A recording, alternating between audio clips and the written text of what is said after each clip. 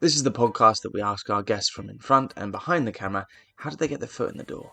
What was the key to unlocking their success? What's their story? Then one day I say, fish.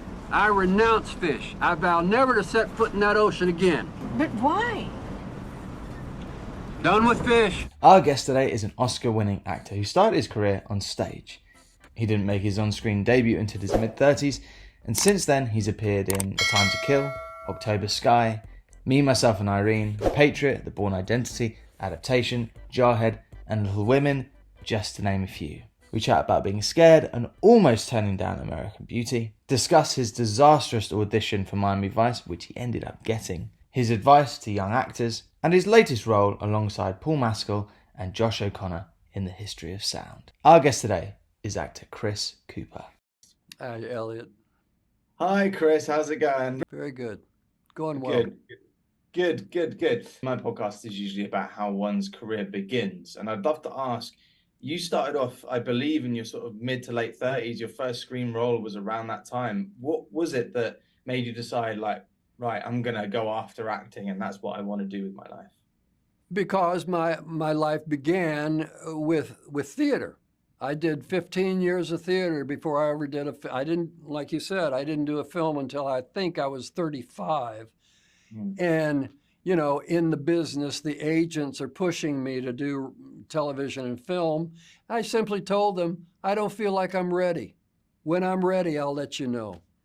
And then this opportunity of playing, working with John Sayles, who I was very aware of, and his talents, and to have a historical script about American history that virtually nobody knows about, but so important, about unionization in this country and how the government turned their guns on civilians for the first time when coal miners were striking. And a wonderful story that's informative. John loves to incorporate history into his films. And he was a great example of what to look for in a director. So I had a lot of luck from the get-go. Yeah. I mean, Matewan it's obviously you're the lead in that movie, and to go from theatre straight, and I'm not surprised you're like, I'm not ready. That role, you had to be ready. That's a huge thing to, you know, suddenly take on a lead role in a feature film if you've never been on film before. Can you take us back to that moment? Sitting face to face with James Earl Jones over the campfire, having a monologue that he was in, that I could see the camera wasn't even on him, and he's totally invested. That's a gift. That's a gift one actor gives to another, you know. Yeah, incredible.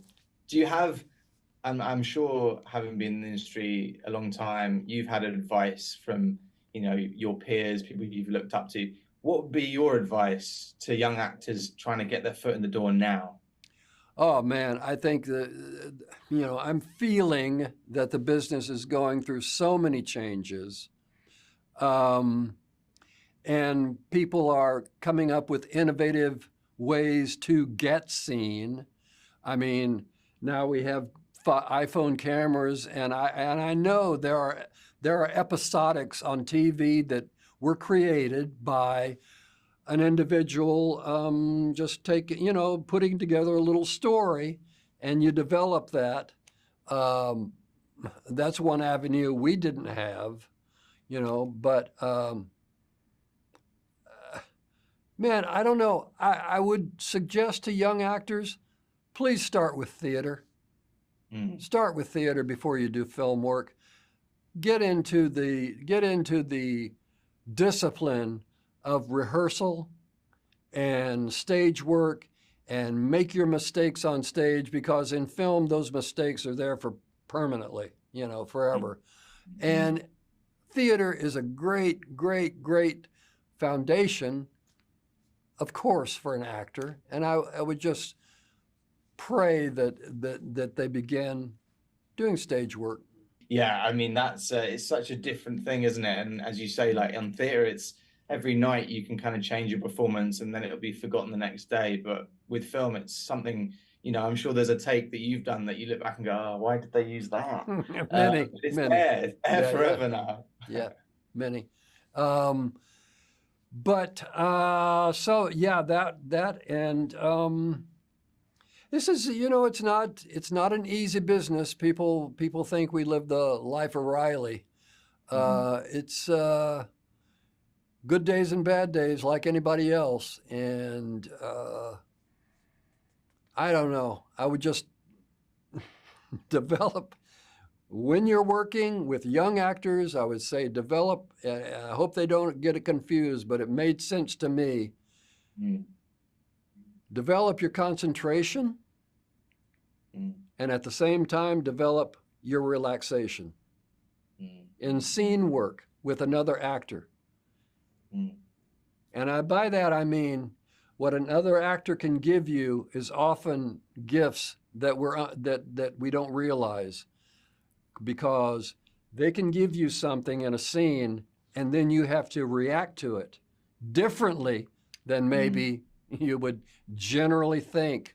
But you got to be on your toes. It's like I hate to use sports analogies, but you're on defense. And if you're playing football, and you have to be concentrated on your opponent, but also relaxed, because you don't know which way they're going, I think it really applies. 100%. I saw a clip recently of, it was about October Sky, and it was Jake Gyllenhaal talking about working with you. And he was obviously quite a young boy at the time. And he said you gave him a great piece of advice. Chris is a very quiet, composed man, very measured, very thoughtful. Talk about preparation. And he comes up to me and he goes, I don't know what you're doing. You're just yelling at me. Just listen to what I'm saying to you. Oh, my heart just went, oh God, I feel so embarrassed. And then I just took the opportunity to not fill it with all this acting, not like, oh, I'm listening to you. I just listened. And then as he talked, it really started to piss me off. Like what he was saying started to piss me off. And then I was like, oh my God, I was riding a real wave. And then I went, that was the biggest gift an actor's ever given me, honestly. Such an interesting thing. It seems so simple, but I'm an actor myself. When you're there and you're trying to act, you're trying to force something. Sometimes all you need to do is listen. And I know what I did is taboo. You don't do that with another actor. But the scene had so much potential, and we weren't getting there. And I just, that was one time where I just said, we got a great scene here, and it could be better.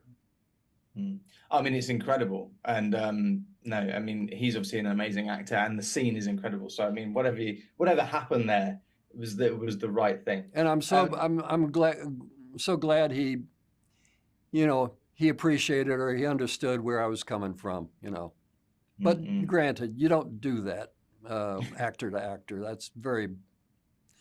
It was very bad judgment, but things have changed though over the years. Things evolve, and so has the industry and the way that people work together as well. But in terms of you've so many brilliant roles, and I'm thinking American Beauty, Adaptation. There's so many roles in there.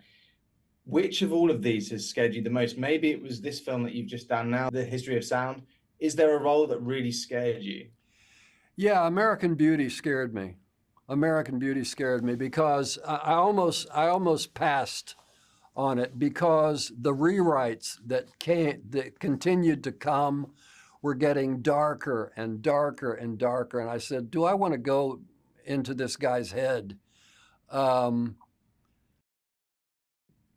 then there's also the disappointment, the heartbreak of scenes that you shot that are on the cutting room floor. And I mean, courtroom scenes, police procedure scenes within American Beauty that aren't there. But with a little bit of distance, say a year, because what I mean is you remember those scenes that you shot and they're not there. And it can be very disappointing. But I need a little distance of like a year before I want to see my work and then I can say, these scenes are missing, but it's still a pretty good film. So are you one of those actors that likes, as you say, have a bit of space and then you can watch the movie later down the line? You don't like to see maybe a take early on, or when you're on set, you don't like to look at the screen? Used to. And I always say, if you can bear to look at yourself on the screen, it's a very good tool. It will show you what's not working, you know. Yeah. But I less and less look at, I go by, if it feels good, I'm happy.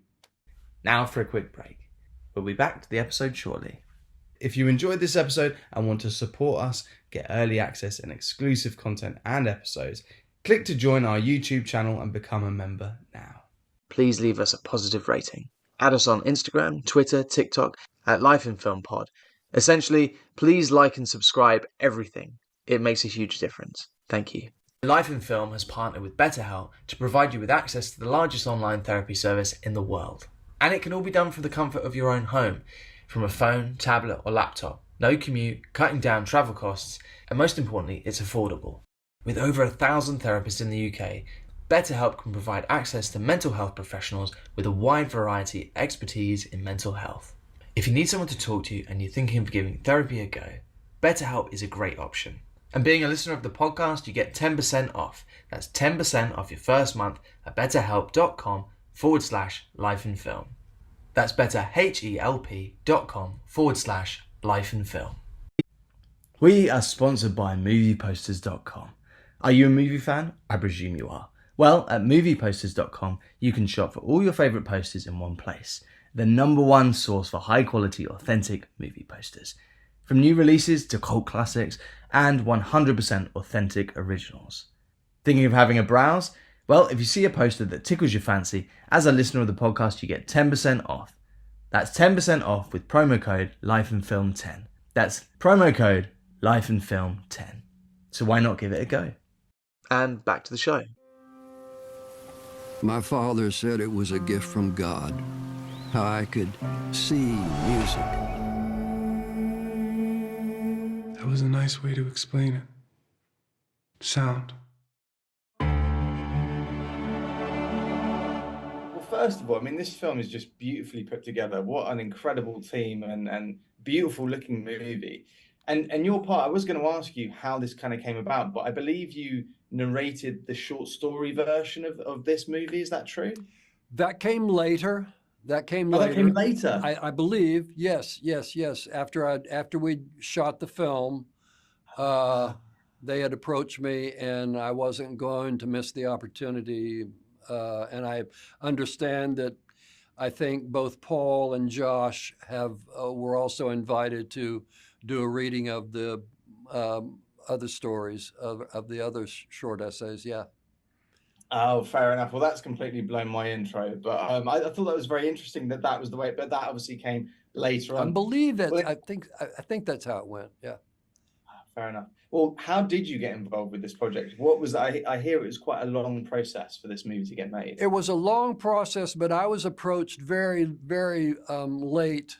You know, Paul and Josh, as I understand, and Oliver, the director, had been wanting to do this for a good while. COVID kicked in, they got delays, and then to get to your point, Ben Shattuck, the writer of the book, and I both live in Massachusetts, and through a bookstore friend of ours in Newton, Massachusetts, we came together, met, had lunch. Ben did a reading at the bookstore, and then there was nothing of it. A lot of time passed, a year maybe had passed, and then the opportunity of this film came about, and I heard from, I'm not sure if it was Ben or Oliver, the statement that, well, I can only think of Chris Cooper as playing opposite the older Lionel, opposite Paul's young Lionel.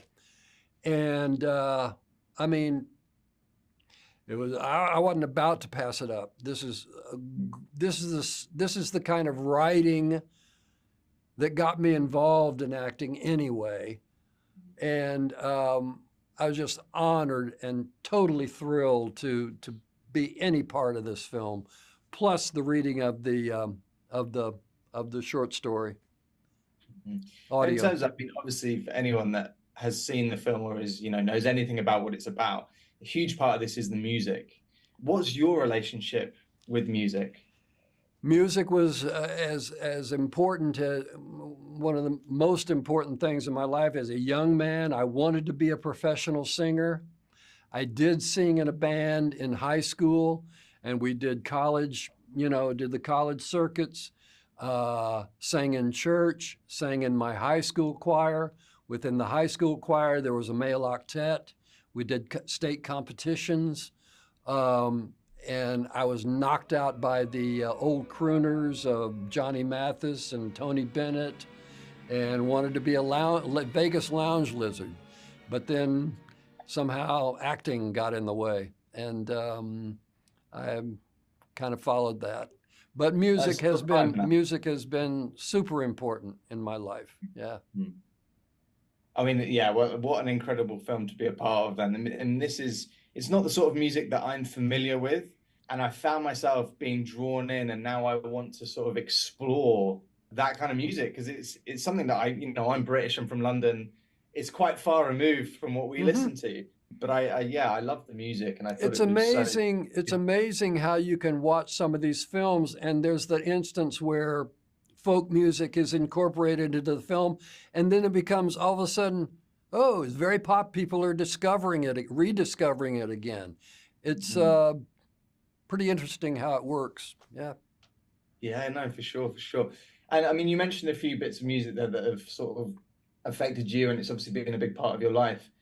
Is there one particular song that, because in the movie, there's a moment where your character obviously listens to a song and it makes him very emotional and it brings memories back to him. Do you have a particular song in your life like that? In that my wife, who grew up in Boston, enjoyed her folk music. She was a great Joan Baez fan. Joan Baez did a cut of Silver Dagger, and Marianne reminds me of that at least every other day. She'll sing the tune, and so it was a nice touch. But it's just oddities like that I find a little interesting. Yeah, of course. And in terms of you've had an amazing career, such incredible roles. You've done drama, comedy, you've done a bit of everything. When it comes to a movie like this, what is the preparation like for you getting into this character? The preparation is half the fun for me, and I've always said the research. If it's historical research, if it calls for historical research, I find it very comforting. It's almost a security blanket when I research the history. We're talking about 1916 in this one. What was going on worldwide, historically, politically, socially, religiously. It's a comfort, and I can bring that to the character. Just developing the character for me is so much fun, and you try and dig into your own life experience, what you can bring to the character. And if you don't have anything like that, then all you have is, as far as I'm concerned, is your imagination, or what people call your talent, what you can bring to it. Most embarrassing moments, And to wrap up, we've only got a couple more minutes, and this has been absolutely fantastic. Thank you, Chris. I'm a big fan. I'd love to ask, can you go back in your mind to the day where you were auditioning and you were kind of going in the room? I presume there was a day that you were doing this and it wasn't, off to the races straight away. But can you go back and remember maybe an audition experience that was harrowing in some way, or kind of awful? We've all been there when it comes to auditions. Yeah, I did an early audition. I don't know if it was very popular overseas, but there was a series called Miami Vice. Yeah, sure. And I was early in my career. So I had to do an audition piece where I'm confronting another thug, and I had to do this fight scene in the chair, and I didn't know how to do it. And I'm slapping the air and I'm boxing and fight. Total nightmare. Oh, wow. But I got cast, and I got cast Oh, wow. in the role, but it was harrowing. It was just ridiculous. I don't know how I got the job. I love that. I was going to say, I know you were definitely in Miami Vice in one episode, so I wasn't sure if you'd gone a few times, but you got that role. Fair play. Yeah. Brilliant. Chris, thank you so much. You're a legend. It's been absolutely fantastic. And all the best with the film, man. Thank you, sir. Thank you very much. Nice talking to you.